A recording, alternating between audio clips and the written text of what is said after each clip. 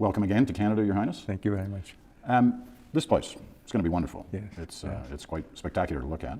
What do you hope will be accomplished inside these walls?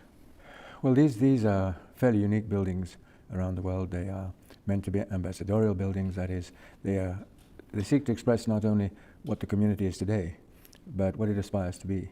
So they're buildings that try to look towards the future. They are also buildings that try to articulate external relations so that people can come into these buildings. We can have events here with non-Ismailis. So these buildings are built with a special purpose. They're not just places of faith, places of prayer. There's 6 Ismaili centers around the world now. Yes. 2 of them in Canada. Yes. What should that tell us? That Canada is very important. Because it's not just numbers. No, it's not just numbers. It's, I think, an expression of, or I would say it's not just, I think it's an expression of long-term confidence. You know, in the history of the community since 1957, like many other communities, not just this one, there's been such volatility in the last 50 years.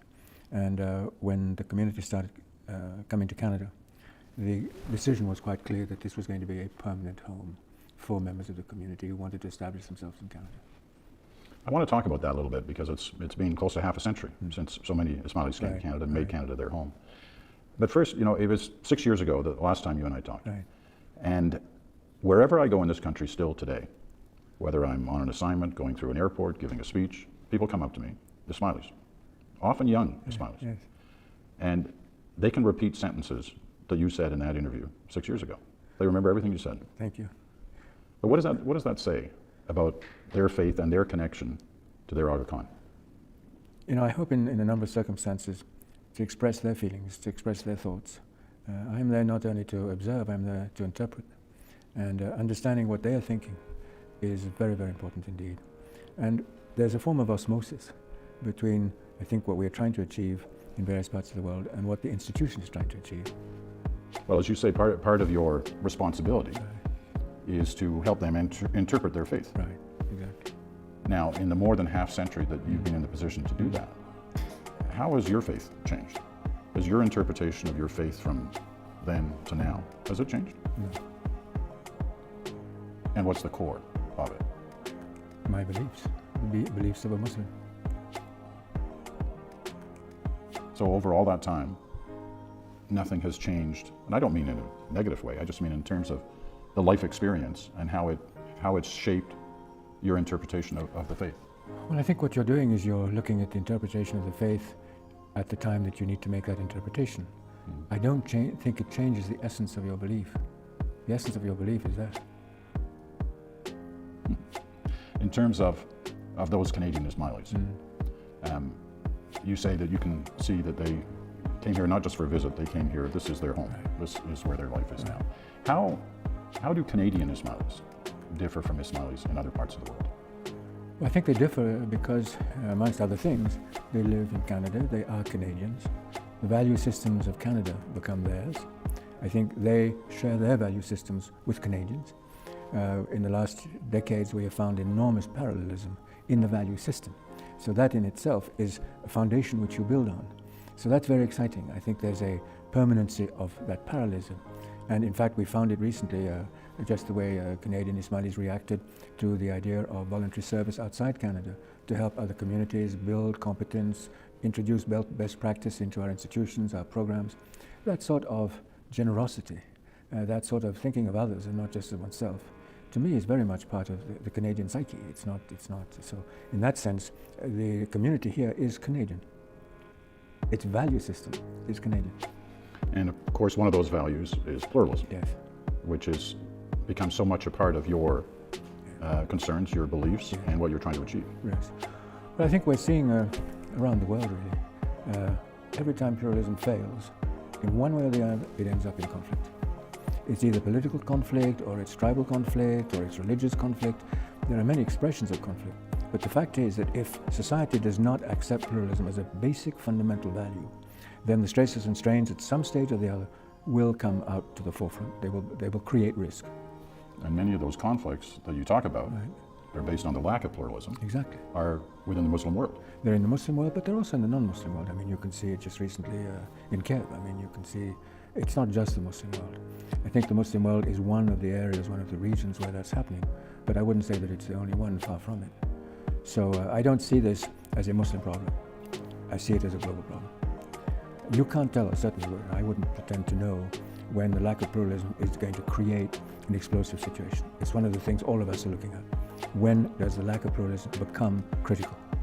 And most of us in positions of some authority are trying to judge when that is going to happen, what we can do to avoid that situation becoming conflictual.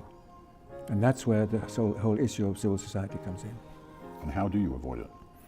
I think you avoid it, first of all, by trying to preempt it. So you have to identify it, you have to understand the forces that are at play, and you have to try and give yourself as much time as you can to start acting upon the issues. Because it's never one issue, at least as far as I'm aware. It's usually a set of compound issues. So what you're trying to do is reduce the level of risk. You probably can't eliminate it, but you can reduce it to a point where it is no longer explosive. Where have you been successful, or where has the world been successful in doing that since we last met? Well, I think an example I could give you would be northern Pakistan, where there were villages that were mixed communities, villages which were single communities. They lived in poverty, they lived in fear, they lived in worry, and therefore the stresses came from the absence of any quality of life. If you change that, people are no longer sharing poverty and fear. They're sharing hope, and one hopes opportunity. And in that part of Pakistan today, there is much more harmony than there was when we started the program. Now, it's true that there are external influences coming into that area of the country, not only in Pakistan, but in Afghanistan also. But basically, the social fabrics are much more intent on looking at a common future than the pain and division of the past. One of the things you talked about in your speech to the Canadian Parliament this week was something you've brought up before that concerns you, and the clash of ignorance. While some talk about clash of civilizations, you talk about the clash of ignorance between civilizations, especially between the Muslim world and the non-Muslim world. We talked about this 6 years ago, with your hope being that time would change that. Now, I don't think you were talking in 6-year intervals, you were talking longer than that, but nevertheless, one can look back over the last 6 years and say, has there been any headway on that? Or are you as concerned now, or even more so than you were 6 years ago? I'm just as concerned. I'm just as concerned because I am apprehensive that predictability is not part of political planning. I am fairly convinced that the decision to invade Iraq was not based on an in-depth analysis of what was predictable as to the outcome.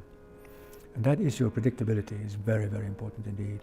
And you can see it today. I mean, I think it's quite clear that that decision was an erroneous decision, which has had all sorts of consequences in that area, and indeed in the whole of the Muslim world.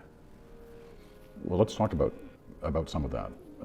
First of all, you mentioned in your speech in Ottawa, and it, in some ways it goes right to that Iraq situation. You talked about how there could be times when people felt they were well served even by an autocratic government that would benefit them more than being served by an ineffective democratic government.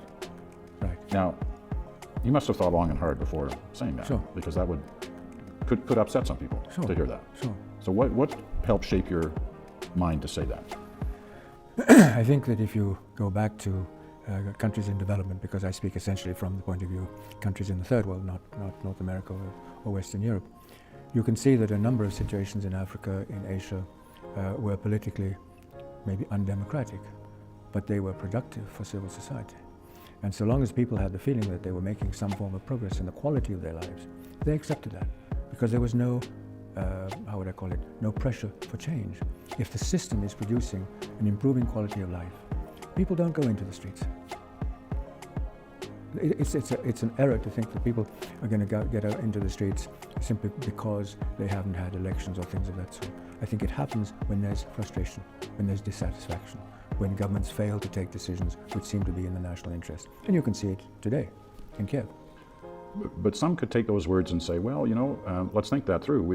If Mubarak had felt that way and raised the risk of what's eventually happened in Egypt since his departure, he could say exactly that okay, I'm an autocratic government, but you're going to have a mess with an ineffective democratic government. And you could make the same argument about Iraq, as you just brought up. But I think the issue there is the change process. It's the absence of a change process.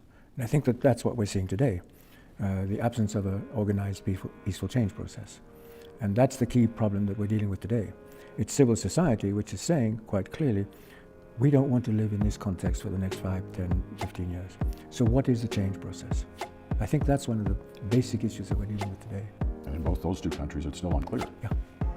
So the change process doesn't mean that you have clarity. The change process opens the door to change. What are the continuing consequences of the situation in Iraq? Well, I think one of them obviously is a crisis between the Shia and Sunni communities. I think that crisis is now extending throughout the region, and I mentioned today that it's actually active in 9 countries. I mean, if you make a parallel with the Christian world, what would have been the Christian world's reaction if the Irish crisis had been active in 9 countries? It would have been a very, very serious issue. That's what we are facing today. That crisis is in 9 countries, and it is likely to expand further. But what is the way out? I mean, the Western world has no credibility in trying to deal with that issue in a helpful way in those countries. It's very difficult to generalize about the problem because it can be an economic problem, it can be an educational problem, it can be a demographic problem. It has different dimensions. So I think you have to dissect the problem to understand exactly what is happening. But at a certain stage, there's got to be an acceptance in the national policy and applied by government that pluralism in the domain of faith is part of national rights. It's that simple. Pluralism has to be defended. And I'm not sure that we know all the answers. And in fact, probably the answer is in terms of reducing tension rather than eliminating it. You probably can't eliminate it totally, any more than you could in the Christian world, frankly. But it seems, I mean, you clearly are extremely worried about this situation. Yes, I think most Muslim leaders are today. The answer may be, as you say, simple. The answer is pluralism. But getting there. Getting there is very complex. Very, very complex. And I'm not a person who's going to say to you that I know all the answers. What I do know is that whatever is occurring has to be looked at very carefully, and it has to be brought under control. But it always comes down to the who does that. Well, essentially government. Governments in the individual countries. Yes. Yes, and I think probably amongst the communities they could agree. Now these conflicts have international ramifications, so you probably want to try to bring those ramifications under control also. You said earlier that these issues are not just issues in the Muslim world. No. They're in the whole world. And one thing I found, or well, I found many things interesting in your speech in Ottawa, but one of the things on this issue that I found interesting was that you almost had to walk through the basic history, not only of your own time, but the basic history of the Muslim world and the divisions within it, to the Parliament of Canada. I mean, when we talk about the clash of ignorance. Well, that's it. But That's it. It's that basic, though. It's that basic. And when we talked some years ago, I said to you, one of our biggest problems in the Islamic world is that we are absent from Western culture. We don't exist. Now that's changing, but it's changing very, very slowly. Very, very slowly. In my view, much too slowly. And I'm not sure I understand why it's changing so slowly. But much of what I said today to the Parliament is so basic that it could be part of general education around the world, simply so that communities, countries understand what are the dynamic forces in those societies. It's not new. It's been there a long, long time. I guess that's where we're left after these past 13 years, since 9/11, since the clash of ignorance became very much in the forefront. That leaves you wondering whether really anything has been accomplished in trying to pull down those walls. I'm not pessimistic. And you weren't pessimistic last time when we talked either, no, and you were convinced that things were changing, but you seem less so now. No, I'm not pessimistic. I think the issue is recognized, and I think it's recognized in a much wider spectrum than it was when we last talked. But I'm not sure that change process is occurring in all the areas where it should occur and quickly enough. I'm not sure of that. I mean, what I said today about the differences between Shia imams and Sunni imams, that sort of information is so basic. And these sorts of issues really should be part of general knowledge, And I'm not trying to proselytize in any way. I'm looking at this in terms of basic knowledge. That there should be this gulf of ignorance still today is something that worries me. And you can see the consequences. As I said, that invasion of Iraq had consequences which were foreseeable, which could have been preempted, and which could have been thought through wisely. Now, as far as I know, none of that happened. You see, even the issue of public opinion. How does public opinion make a judgment on that issue if it doesn't understand the forces at play? In a democracy, an erroneous foreign policy would be held up as a question about competence, wouldn't it? Mm-hmm. But if that can't happen because the public doesn't understand the issues at stake, then there's no judgment process. And in the case of Iraq, the judgment process has occurred massively post facto. What about Afghanistan? We haven't discussed that. We are watching these next couple of months as the various forces from the West move out, including Canada's and the Americans, with great hopes that things are going to be calm and settled there. Right. Hope. Right. As opposed to what many feel, analysts feel, that it's going to be the same old story in Afghanistan. Right. Right. Now, you have a lot of time and energy and your work invested in Afghanistan. Yeah. What do you think? It's a very fragile time, let's be clear. As I said earlier in Parliament, I'm a strong believer in civil society. But civil society can't grow in a disabling environment. If the Afghan environment becomes more disabling than it is today, then I don't see a peaceful process ahead. Because I think there's going to be a lot of tension amongst the communities, amongst various parts of the city, of the country. So I'm worried about that, frankly. But if the political process, the outcome of the political process, is one which looks at how you continue the reconstruction of civil society in the country, I think there's a good chance it'll work. It won't work all over the country at the same speed, that's clear. But I hope that there would be sufficient confirmation of the positive process of change in areas of the country that the others will say, that's what we want. This is the North and the East doing well, yes, the South and the West yes, not so well. Yes. It's been that way for a while. Yes, it has. But that can change. What about the leadership in Afghanistan? 6 years ago, you still had confidence in Hamid Karzai. Yes, yes. Well, I think at this point, the key issue for Afghanistan now is going to be whether civil society and the development processes will be protected. That's my big worry. You have confidence that they will under his leadership? I don't think it's a question of his leadership. It's a question of the competence of the Afghan organizations, the security organizations. Are they well trained enough, numerous enough, well equipped enough, ethnically properly chosen, so that the country... What's the answer to those questions? I don't know the answers for the whole of the country. I know that in areas where we are working, we still would like to see much more done. And I'll be frank, I'll say a lot more done. So that is yet another worry checkbox for Yes. you, Afghanistan. Yes, definitely so. What would you tell, just as a last question on Afghanistan, what would you tell the family of a Canadian soldier or aid worker who went to Afghanistan the post 9/11 period to make a difference and never came home, or came home but not alive? What would you say to them, given the world we're looking at today? Well, I think I would first of all say obviously that this is a personal tragedy. I mean, that is in any event a basic premise. So anyone who loses a child in any part of the world, in any circumstance, is a person who has suffered horrible loss. I think the reality is that certainly Canada, United States, Western Europe cannot afford, for obvious reasons, to let countries in the developing world go completely, let's say, out of civilized governance. I think that's obvious. We've seen it happen. We saw it in the 60s, we've seen it in the 70s. So that's not an answer. So the question is, what are the solutions? And I think the solution has got to be, we move as quickly as we can, but we also move as effectively as we can, so that these countries of crisis become countries of opportunity, but moving, not paralyzed. If they're moving, then there's an effort that has been made to assist these countries to move forwards. And once they establish their own dynamic, once they have got the momentum in that process, then the population is going to stay with that. They will understand that there's a hope ahead, and they will not want to change that. It's when there is a sense of despair, a sense of fear, a sense of loss of any hope for generations in the future, that people say, well, we've got to change.